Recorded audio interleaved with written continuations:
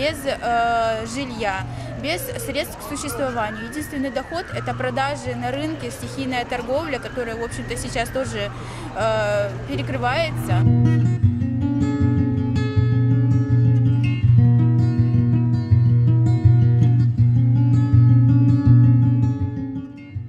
Она не хочет выдавать свое имя, свое лицо, потому что она утона. Вот это ее слова, что я работаю на рынке, я не хочу, чтобы кто-то знал, что я вот так вот плохо живу. Она никого, можно сказать, не просит о помощи, но мы, как люди неравнодушные, просто не могли пройти мимо.